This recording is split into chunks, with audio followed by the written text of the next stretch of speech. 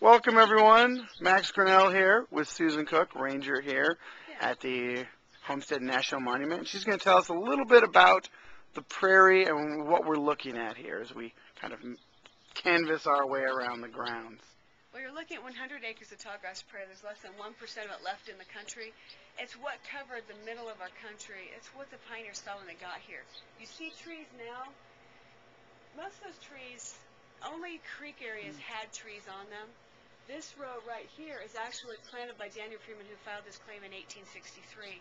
It's called Osage Orange Hedgerow, and it was a fence. And it was the pioneers called it ironwood because it was so strong that you couldn't even pound nails into it or cut it very easily.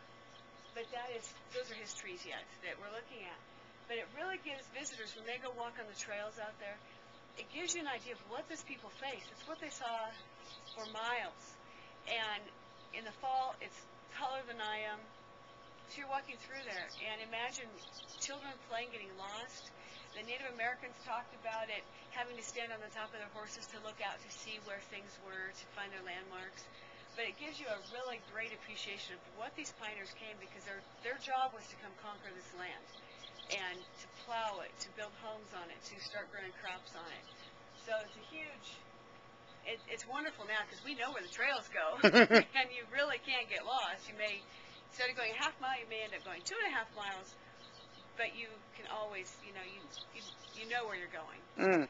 Ranger, could you say a little bit about the difficulties of talking about conquering the land? I mean, I think it's hard for us to understand the difficulties of breaking up that sod. I mean, what was that like? Oh, as tall as the grass is, and these are anywhere from 3-4 foot to 7 foot tall at their height of their growing season. Their roots are 3 times as deep, and that's why they could survive out here. This is always overlooked because it's a great desert, because there's no trees, so what could this land be? But the root structure is like its own little well. It reaches way down into the ground to get water. It's also what allows it to be made into a sod house, because the root structure is real dense and thick and very deep. And so when they were going to make, first of all, the plows would break. They had to have special sod cutting plows to cut through this. And to plow an acre, you walk 10 miles. So because you had to go back and forth and back and forth. I mean, it was a huge job.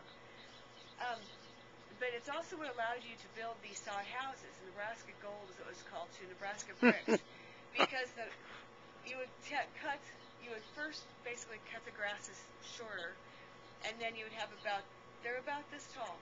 They're about 6-8 inches or more deep, and it's the root structure in the dirt that built your bricks. But what was neat about those in the end is that you have this house made of sod. It's cool in the summer, and it's warm in the winter. The only thing is, though, that it also has snakes and insects and mice. Everything that's living in the ground is crawling in there. There's stories of snakes falling through the roof into baby carriages or cradles, or just into your home.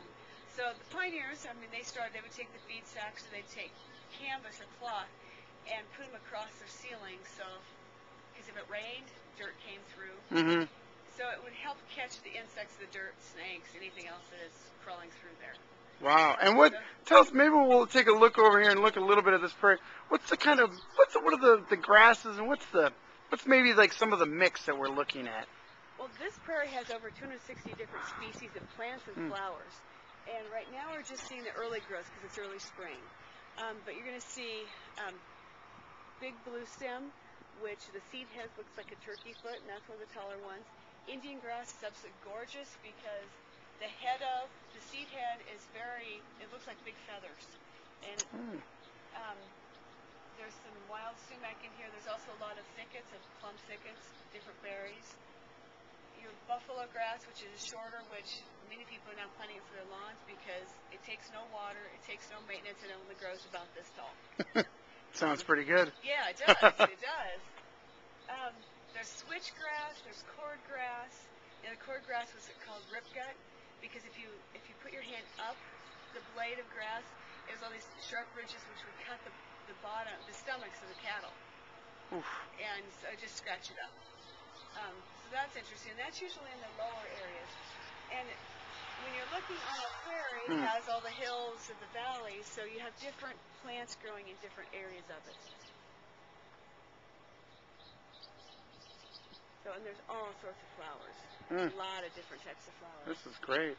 So if people come June, July, August, they'll really see some of the things we've just been talking about. Right, and if you want to see the height of the grasses, and you want to see the most spectacular colors, probably late August and into the fall, because the seed heads are all different colors of tans and browns and yellows. White flowers pop up. I was looking through these windows off the Heritage Center last fall, and I could count 6 colors of seed heads just in one window. Fantastic. And so all different texture, sizes, shapes, and colors. That speaks to maybe a return visit then. That's correct. Oh. Because the prairie changes constantly. It's like now we're seeing more of the green, lush, and low flowers. And then later in the summer, you're going to start seeing more of the sunflowers with the bright yellows. There's other Dane's rockets, purple. There's some other ones that are white. So then you're going to see a different group of flowers that are taller and bigger. And then the fall, you're going to see the full height and all the fall colors.